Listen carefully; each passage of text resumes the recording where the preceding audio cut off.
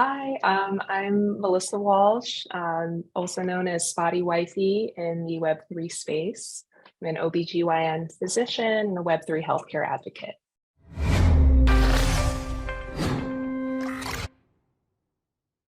Hey, it's Kellen, and today on Diversified Game, I have Dr. Melissa Walsh, aka, as you heard, Spottie Wifey, because if you see her Instagram, links in the description, you'll see her husband has the coolest haircut in music, and he's doing some great things in Web3 and tech.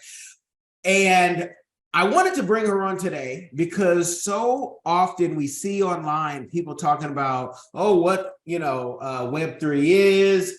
People learn how to spell blockchain. They're experts immediately, kind of like they're philanthropists once they learn how to say the word. And I wanted to have somebody who could really talk about the future of health who had credentials, not somebody just rambling off something that maybe ChatGPT or Bard or whatever gave them, because AI is not new, but it may be new to you. So listen, learn, take notes, you guys. So Dr. Walsh, welcome to the show. How you doing? Thank you. Thank you so much for having me. Doing well. It's an exciting time. It is. And can you just excite the people and even maybe scare some people into what is coming with Web3 and medicine, because it's needed an overhaul. In a lot of places, the system is slow. I don't want to say broken because we all need it, but let us know what is to come. Excite us, scare us, give us the game, please. No, it's truth. That's truth. I mean, it's hard to say that it's broken, but it is. I mean, the pandemic really showed that, we don't have an actual healthcare network. We don't have access points to the healthcare system that speak to each other. And going through the pandemic as a frontline physician, being on the labor floor, being in the ER, you live in the disconnect that the patients deal with, or just don't, because a lot of people won't access the healthcare system because they know that it can be daunting. It can be very difficult to navigate. And that kind of got me into reading about and learning about the applications of blockchain and Web3 based technologies to help the healthcare system be a little more streamlined, a little more interoperable. That's the big word that's going around nowadays as things are being developed, is that we want systems to speak to each other, and blockchain and Web3 technologies are that bridge to help patients navigate easier, help patients have access to their records, help reduce physician and clinician burnout. There's a lot of good things on the horizon. But anything new can always be scary. That's why I took it upon myself to join a small group of healthcare professionals who are interested in the tech side of things, because we need to lead how it develops to make healthcare more accessible and more human. Definitely. Can you talk about, because some people get scared when they say, what do you mean it's going to use this tech? I'm not even, using a smartphone. Some folks, they're sticking to their BlackBerry or whatever. That pace, how will it make it better for you as a physician? Because a lot of people don't know, physicians from med school to attendings harm themselves. A lot of them are, it's a lot to deal with at the hospital. Those stories rarely make the news. And how do you need your job to be easier using this tech? Because for the masses, all they have to do, okay, now you got to get a smartphone. Now you have to learn something new.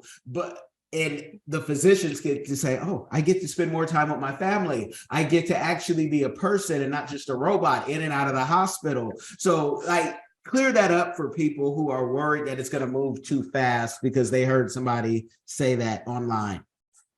Oh, yeah, for sure. I mean, even with all the advancements that we're talking about now, the majority of it is not live, meaning it's not in production. It's not integrated into the systems that we have now, because the level of where the technology has evolved to is not at that point for mass adoption, mass production.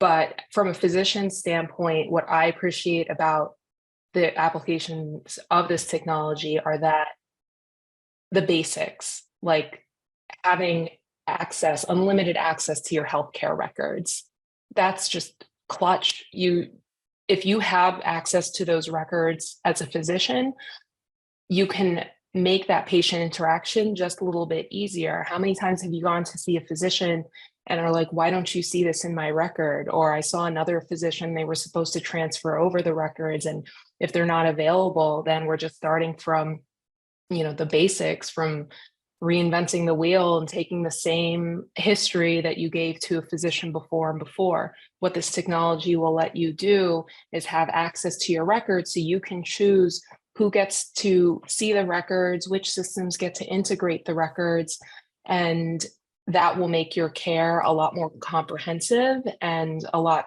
more streamlined.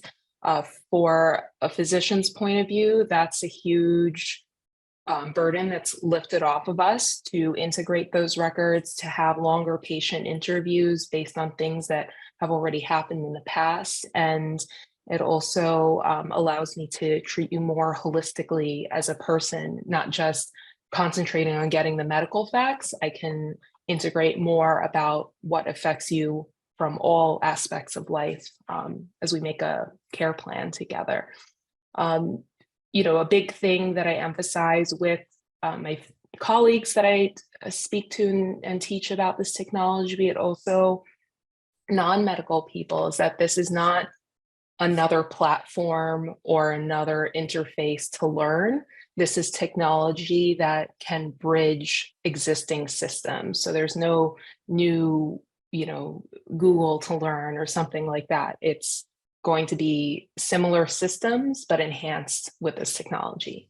And it's crazy that, it's probably going to take like an act of Congress to get some of this through, because other countries are already doing it. I know in an interview that you did that if you guys Google her name, she's talking with another physician, and I'm not happy with the views that it got, but maybe it got a lot more listens, because the more educated, they say, people listen than watch. But it was a great conversation that I definitely say go check it out, because that physician to physician talk, it can be on another level. And he knew what he was looking for. But you mentioned Estonia already doing it. I've interviewed a guest, I believe he was from Egypt, and they already have a system. And so Africa, in a lot of places, and this is an African business podcast in a lot of ways, they're already doing it. And here in America, we're saying, we don't know, it might be moving too fast. Well, the rest of the world is bypassing us.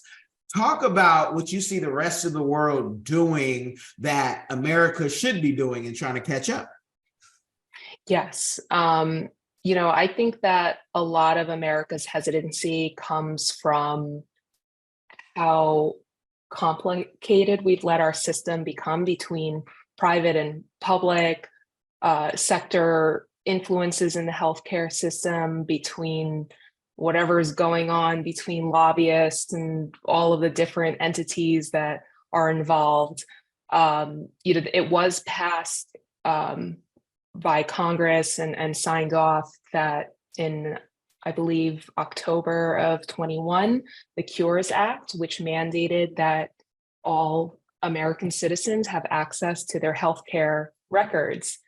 But this act was passed without what system would enable this law to be abided by. So they currently have development of qualified health information networks that use kind of a blockchain-based technology to help connect the systems.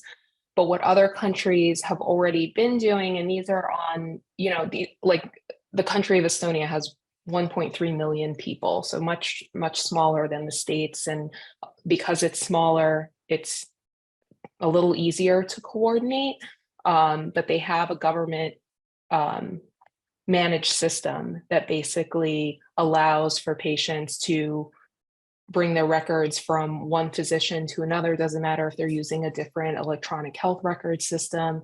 And that, is a very basic function, but it impacts the delivery of healthcare a lot, because when you can tie all of the records together, you have a complete picture of that person's health.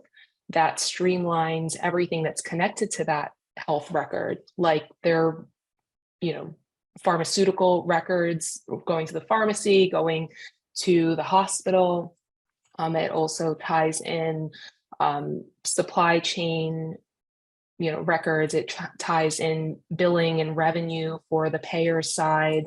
It just brings in a lot of simplification and streamlining, and that cuts out a lot of administrative costs, which reduce healthcare costs overall.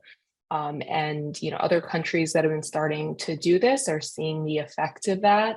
I think that the US is on its way, but we really need to catch up.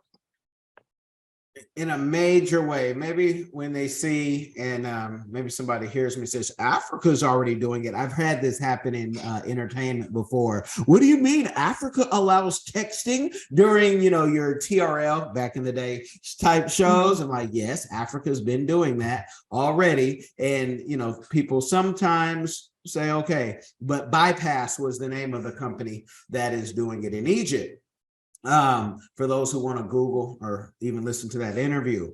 Now, what do you think? We always blame the politricians, I say, because they're there for their lifetime appointment if they can. Sometimes we blame the corporations. Where do you see?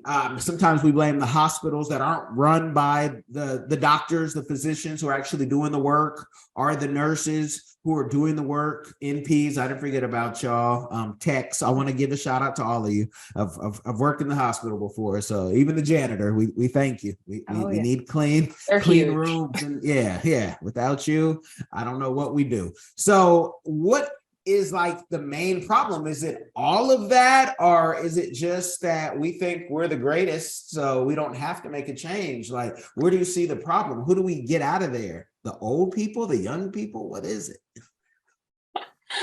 I think, a lot of it is tradition and institutional norms that have just been passed on for generations. I think the other huge part of it is that us who deliver the healthcare, run the hospital, everybody that you've named, from the physicians to, our janitorial staff, to our techs, to everybody, we are concentrated on patient care. And when electronic health records came along, it was like pushed upon us, like, you have to use this now. And what we've learned over the past, 30 plus years of the internet existing, of EHRs existing in the form that we know them, maybe 10 to 15 years, that they're really just billing and coding machines. They're just programs that have us do data entry. But what Web3 technology allows is for another layer on top of that, where now we can automate so many things, streamline so many processes, so that we can concentrate and go back to that human interaction that's very necessary to deliver effective care. In our country, I've said it over and over again, our country spends almost 18% of our GDP on healthcare, and we have some of the poorest outcomes in developed nation. And our maternal morbidity and mortality, especially for Black moms and people of color in this country, is just atrocious. And, that's reflective of a lot of other factors, including societal, cultural influences. But in the face of all of these inequities and these poor outcomes, despite high costs, I feel like Web3 tech applications are the way forward, even if it's just in this nascent phase where we're just going to first step, get the records to align. Because once the records are aligned, I feel like that will create a snowball effect to get everything else, more streamlined for us. Now, when you talk about, Black moms and the healthcare system, we've had so many people come on here and talk about, if you get a physician, Black folk, that looks like you, they'll 9 out of 10 times treat you better. And there's not, that many. I happen, again, I'm married to one, and it's, if there are more physicians, sometimes they don't see patients because my wife's a radiologist and she's like, I'm so glad I don't have to deal with patients anymore. You know, she loves to deal with them knocked out. But that's a great point to make.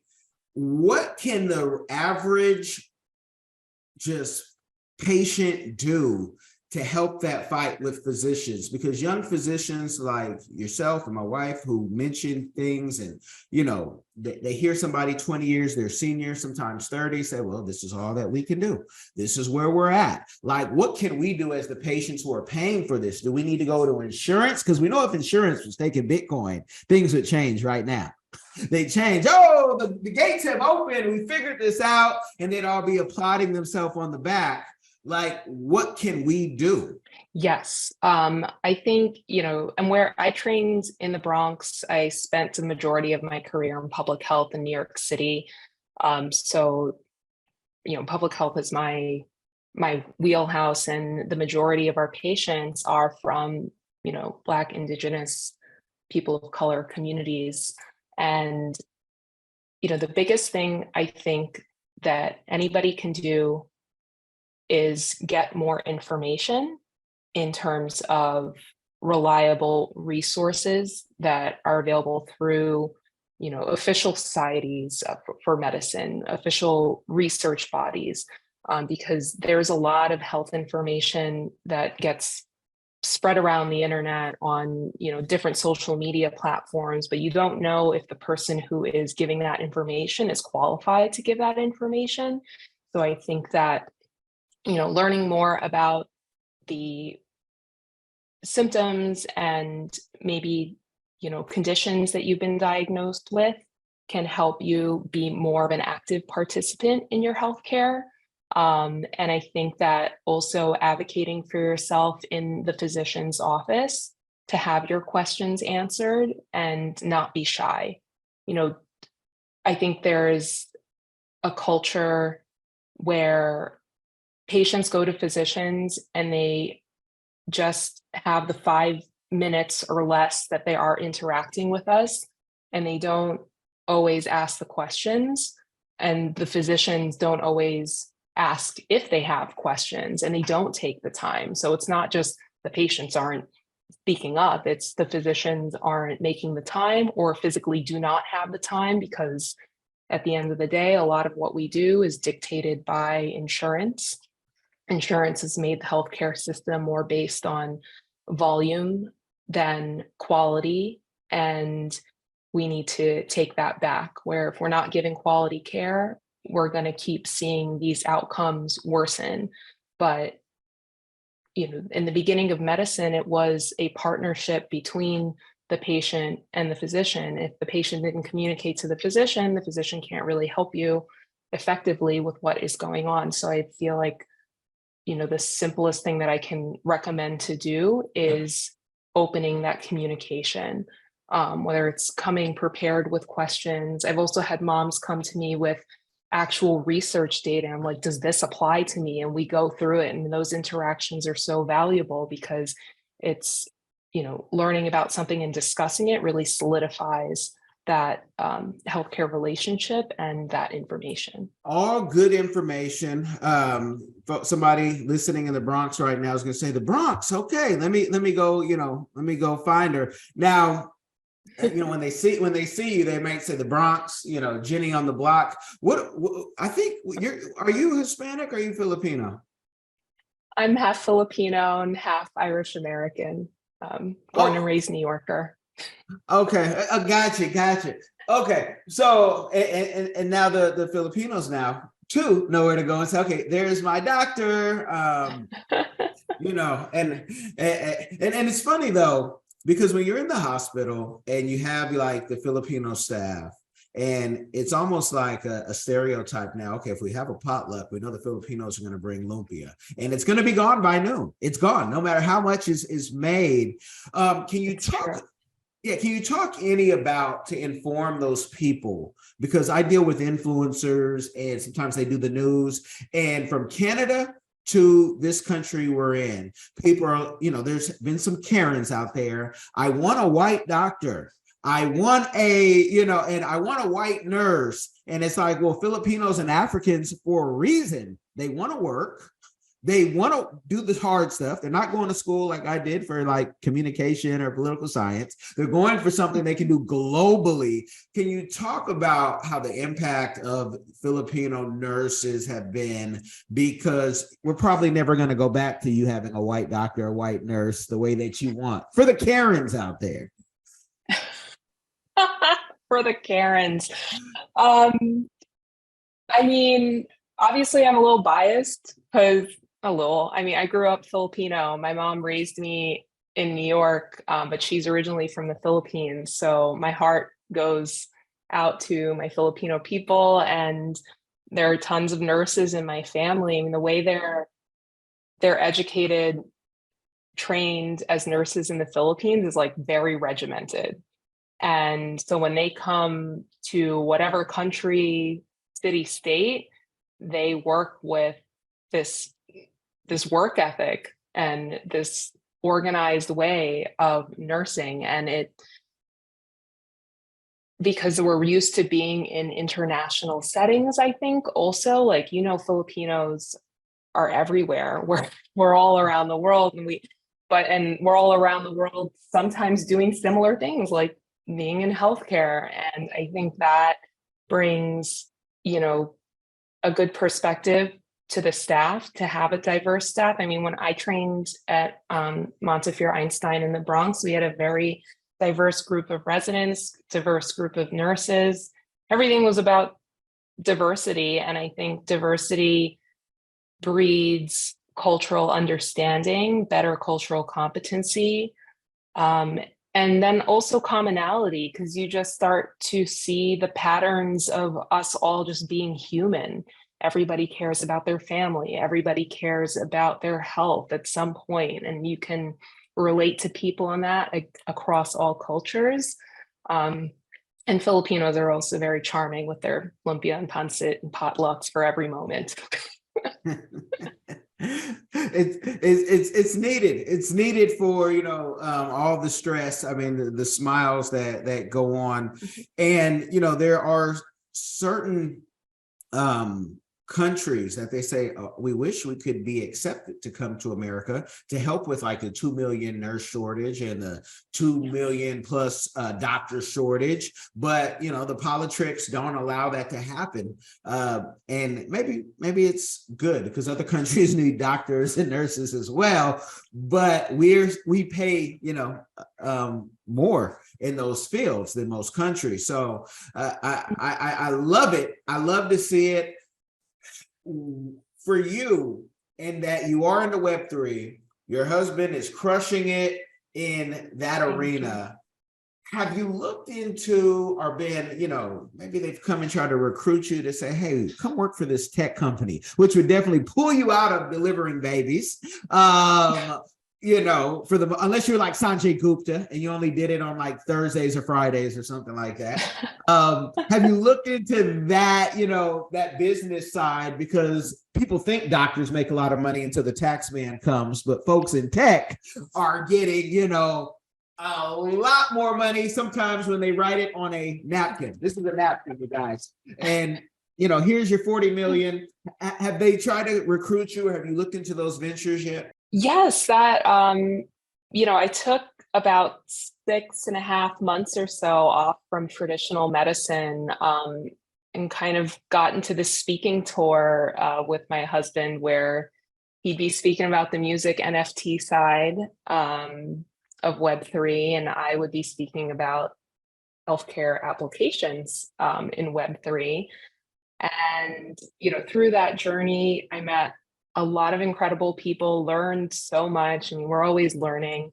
But I think my core is still in serving patients and creating or being part of something that can impact how healthcare is done now. Because from med school to now, my perception is that we haven't changed a lot with the delivery of medicine in OBGYN. women's health has been left behind in a lot of technological advances, especially for the general people. Like there are private hospitals and private offices that may have like new gadgets and things like that, but those aren't always readily available to the everyday patient. And so, you know, without going into my current position too much, I'm sure people can Google and find out. I am working with a femtech company that is going to, you know, putting positive vibes in the universe, revolutionize prenatal care, and pre and post pregnancy care as well. I think that, you know, through Web3 and this journey, I was able to find that lane to go into where I'm still patient serving, but trying to combine worlds of the clinical world and the technology advancements, because right now our healthcare system is other people creating the technology, but the clinical staff from, you know, everybody who works in the hospital still operating in a traditional sense. And we need to upgrade that interaction and improve the quality of life of the people who provide care and the people who receive care with technology. I love it. I love it. But she said all that to say she still has, it's a medical bug to try to pull people. Trust me, I've tried. Oh, I want you more, this and that. Let's do this. It's really a internal calling to be a doctor. People think they do it for the money. I haven't met not even a handful, if two, that do it for the money. You don't do all that studying for the money. It's easier ways to make money. 100%. That's the misconception. But after you do all that studying, everybody hears about your salary, or if your salary can be found. It's funny how, well, you make all this money and you should be happy. They do not see the 14 plus years that you had to put in to get there. Your kids, your husband, everybody's like, hey, where are you? But that's kind of, I guess, life. It just comes out of the blue. What? It's true. With Web3, and you've tied into the medical part, but even with like your husband's, for the music and even the future book that you'll write and the whole series, right? It might even be cartoon books. How do we have more ownership of that in Web3 than we do now? Because, people say, well, Amazon and YouTube still have rights. They say it's kind of yours. Same thing with domain names. But how does that change in Web3 when people still, the masses of them won't know how to code? People always ask me this question, and I say, book a time. You might have a simpler answer than me saying, book a time. I don't have that much time to explain it to you. And maybe I'm just getting old and I just don't want to. So I can ask my guest and I can give them this link. We can timestamp it. Boom, go there. It's true. It's true. I mean, he's my introduction to Web3 NFTs. Spottie Wifey is just a force. I'm so proud of him. And if he hadn't gotten into this, I probably would have learned about it peripherally through mainstream media like anybody else.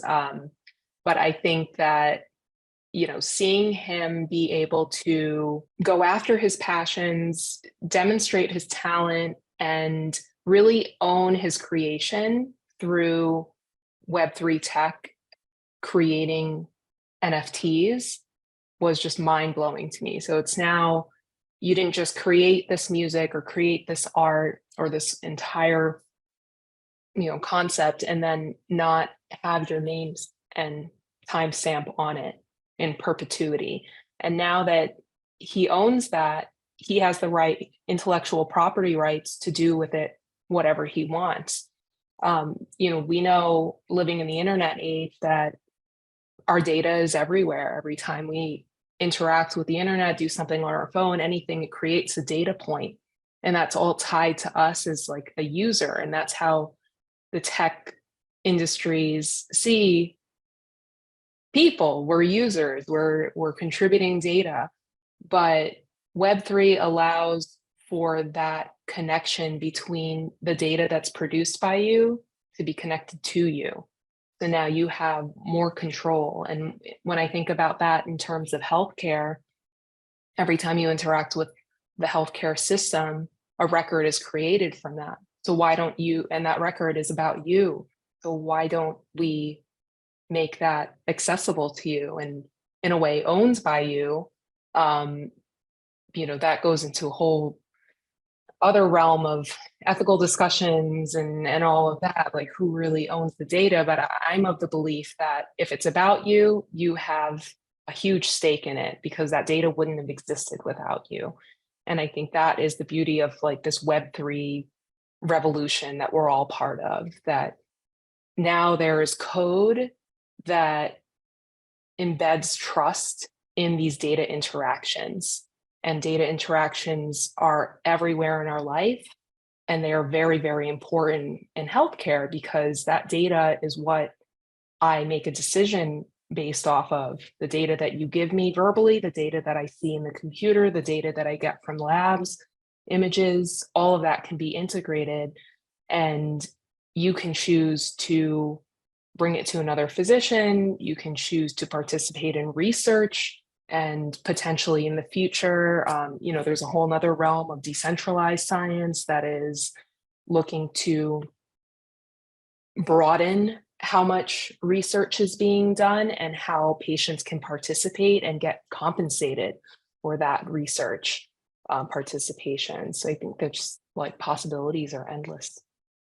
Definitely they are. It's also the reason why at conferences like CES, I try to tell people personally, I'm not just going to go make my own AI on any platform and give you my data, because they can clone that. And now you are whoever, on their platform with their rules. You need to learn and see what it is. Mark Cuban and so many others, I'm sure they didn't give theirs for free. Sure, they were paid a nice fee.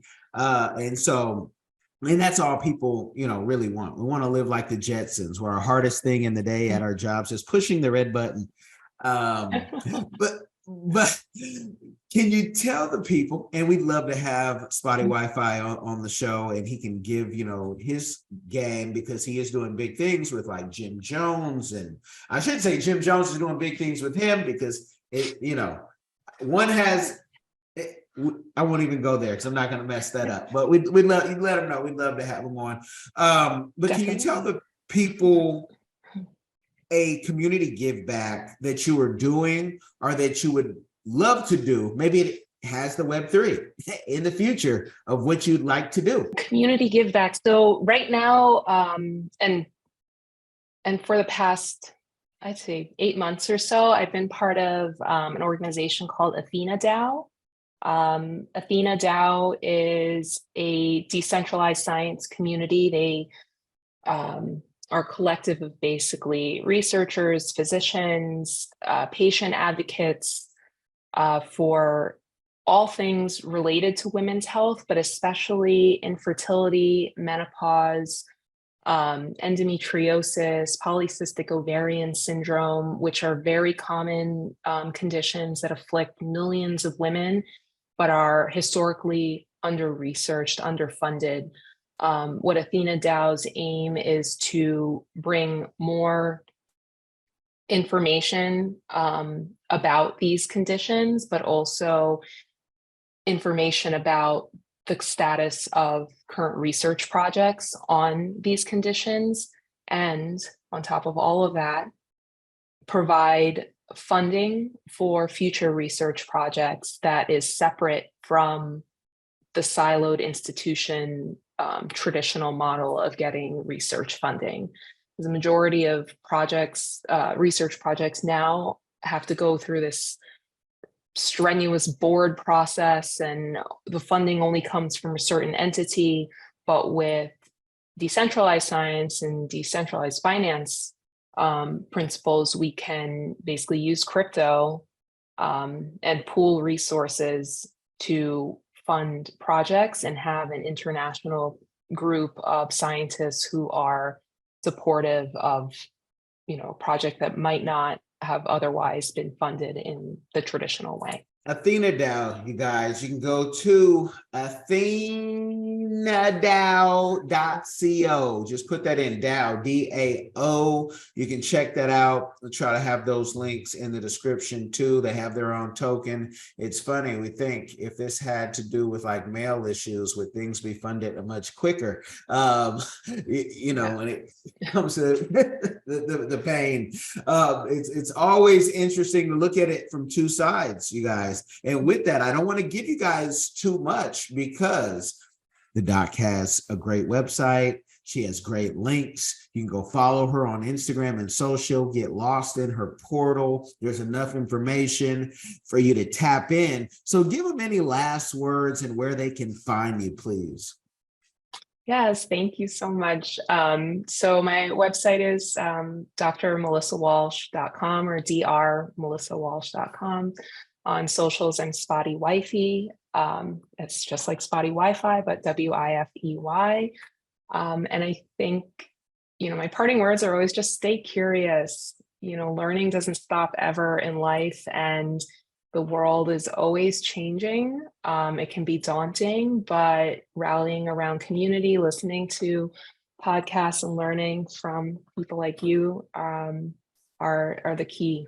They're the key. Information, knowledge, doing your own research, and just integrating yourself into communities of new knowledge. I think that's the way forward for Web3. Amen. Amen. And it's really all about the guests, you guys. I'm just the facilitator, just a host. So I appreciate you. And I appreciate you if you made it all the way through this, whether you were listening, where the majority of you are, or for those who want to kick up those YouTube or whatever other platforms on the video, make sure you like, share this game with somebody. It will change their life. Y'all be blessed.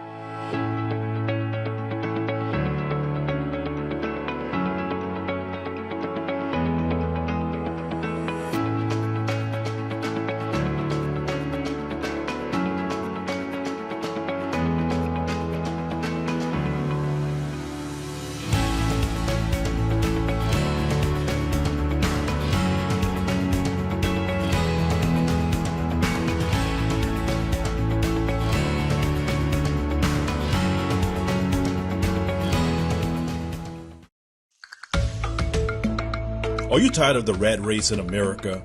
Are you ready to visit the motherland to relax and rejuvenate? Are you ready to explore all that Africa has to offer? Then check out the brand new Diversified Game Academy course, Prepare for My First Trip to Africa. Are you worried about being able to afford the trip? We got you. We will show you how to travel either on a budget or as a baller. Learn how to stress the value of the USD.